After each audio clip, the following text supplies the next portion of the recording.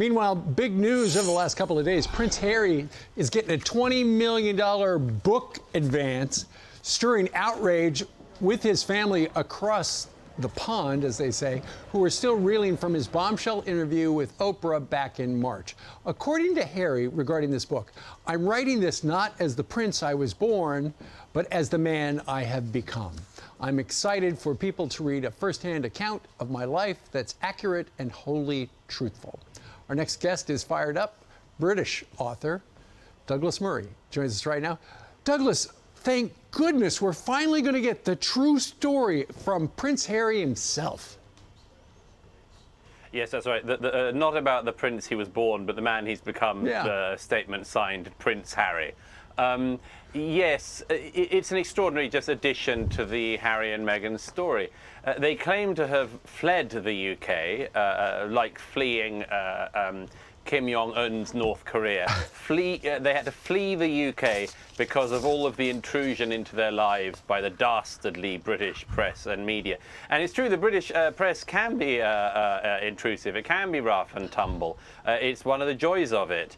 But they fled the UK in order to be more private in California, and now have decided to repeatedly invade their own privacy far more than any British tabloid could ever have done.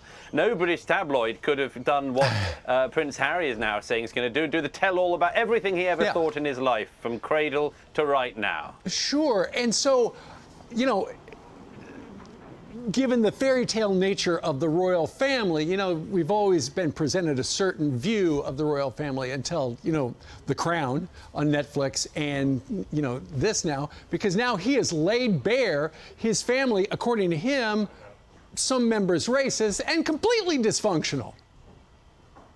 Yeah, I mean, the dysfunctionality could be discussed.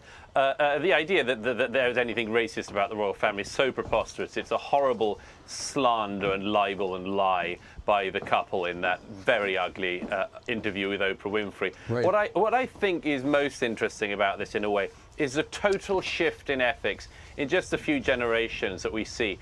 When Her Majesty the Queen was in her teens and then in her early 20s, she gave a couple of broadcasts to the nation, not least during the war.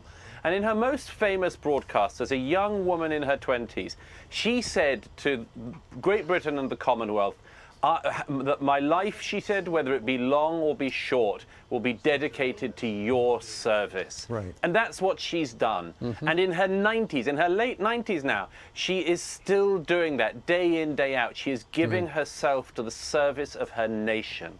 Now, here's the thing. Skip a couple of generations down to Harry and Meghan. Everything they talk about is themselves. It's my memoir about my journey by Prince Harry. Meghan, in a famous interview a couple of years ago, told a reporter, she said, it's not enough to just live, is it? Life's got to be about more than that. You've got to thrive. You've got to... It was all about me. Yeah. Me. How I feel. And here's the thing about this. This great journey this couple are on. I mean, the Queen was on an extraordinary journey in her life, a truly extraordinary journey of dedication and service to others. They're not on any interesting journey. The only journey they're on is a journey of discovering how much money they can get into their bank account. And it's grotesque. Well, you know what? To that point, he's getting $20 million for the book. They got a $50 million deal with Spotify. I think they've only done one podcast. And Netflix is coughing up $150 million for Meghan and Harry. So clearly there's some interest, Douglas. Throwing good money after bad. Okay. All right, Douglas Murray joining us today to talk about the royal family. Douglas, thank you very much.